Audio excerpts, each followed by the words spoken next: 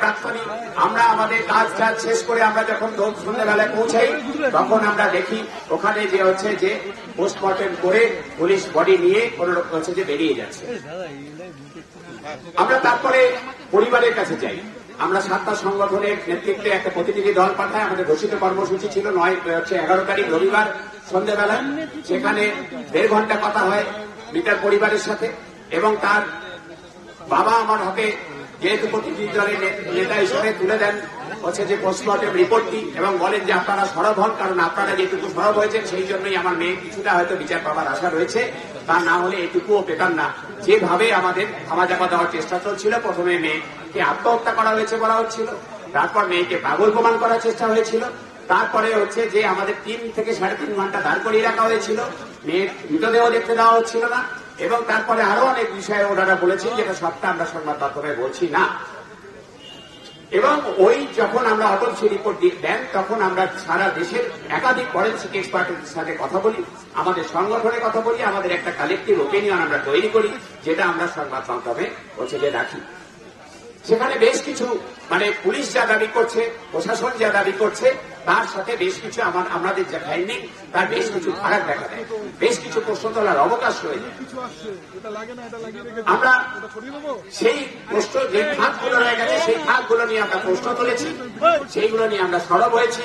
কিন্তু একটাও কোনো মিস ইনফরমেশন আমরা দায়িত্বশীল সংগঠনের নেতৃত্ব হিসেবে আমরা বলতে পারি একটাও কোনো মিস ইনফরমেশন আমরা ছড়াইনি। আমার একটাও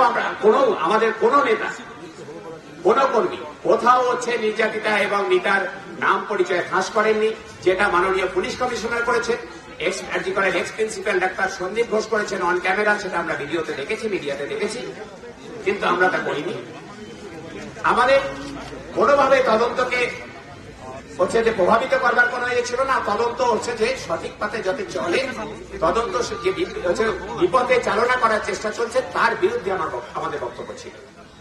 এবং সেটার জন্য যে আজকে যে সমন করেছে, যা যা ধারা দিয়েছে হচ্ছে দেখা যাচ্ছে যে ওই মিস ইনফরমেশন ইত্যাদি আমাদের বক্তব্যে নাকি মানুষকে অপমান করা হয়েছে, কোন মানুষকে নাকি প্রভোগ করা হয়েছে ইত্যাদি নানা রকমের ধারা তারা দিয়েছে। আমরা যাচ্ছি, গতকাল এই চিঠি পাওয়ার পরে all India federation of government doctors association, যারা আমি অ্যাডিশনাল জেনারেল সেক্রেটারি, জরুরি মিটিং এ বসে, প্রত্যেকটা রাজ্যের লিডারশিপ সেখানে ছিলেন, সেখানে তারা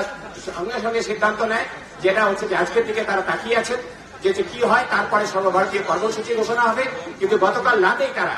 মাননীয় রাষ্ট্রপতি, প্রধানমন্ত্রী, কেন্দ্রীয় স্বাস্থ্যমন্ত্রী, আমাদের মাননীয় মুখ্যমন্ত্রী, মাননীয় পুলিশ কমিশনার, আমাদের হচ্ছে যে মুখ্য সচিব এবং প্রত্যেককে ওরা হচ্ছে চিঠি দিয়ে জানিয়েছে যদি হচ্ছে হ্যারাস করবার কোনো চেষ্টা হয়, কণ্ঠরোধ করবার কোনো চেষ্টা হয়, তাহলে কিন্তু হচ্ছে যে আমরা প্রত্যেকে রাস্তায় নেমে আসবো সারা দেশ।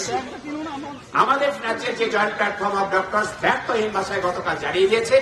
যে হচ্ছে যে আমরা যা সাংগঠনিক বক্তব্য এটা মিডিয়াতে বলবার আমাদের রাইট, এটা আমাদের ফান্ডামেন্টাল রাইট, সেটা